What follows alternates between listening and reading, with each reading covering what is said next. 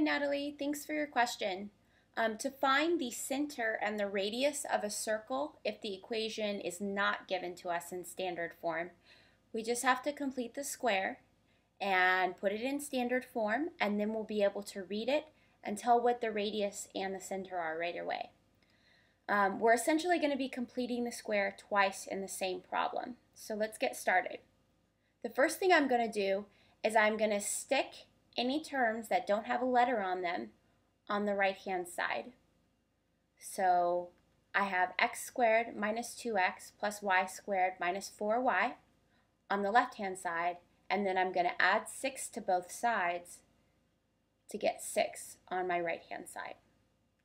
The next thing I'm going to do is what I call making room for plus something.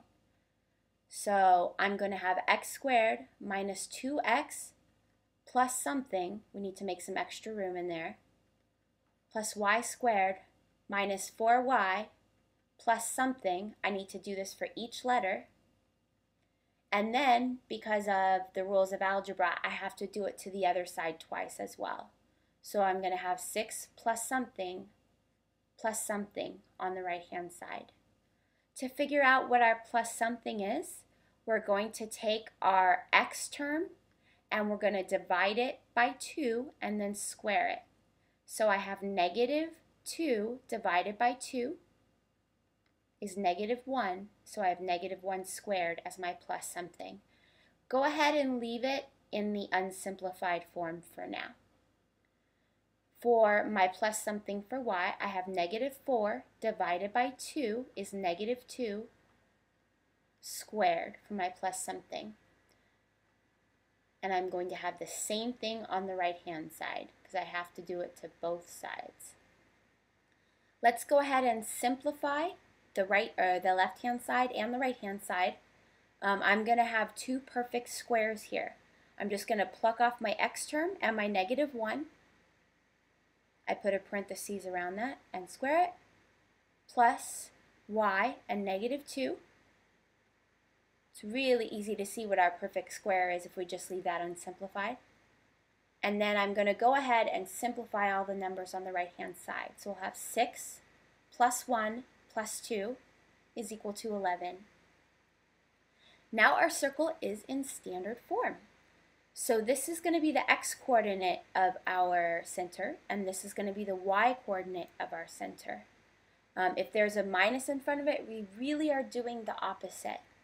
So our center is actually 1, 2. If these were pluses, then it would be negative 1, negative 2. But they're minuses, so it's positive 1, positive 2. Our radius, we take the square root of the number on the right-hand side. So the square root of 11 is the radius of the circle. I saw that you put 3 problems in this one question. For the second one and the third one, I'm going to go ahead and give you a hint. Proceed to do exactly what I showed you to do in this problem. If you end up with a radius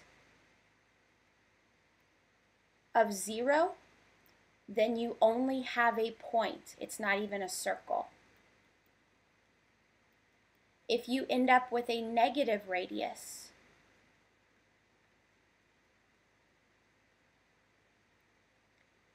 then it's basically an invalid equation. I'm going to put D and E for does not exist. There is no such thing as a circle with a negative radius. So if we get a negative number on the right hand side here, there are no points ever that satisfy that equation.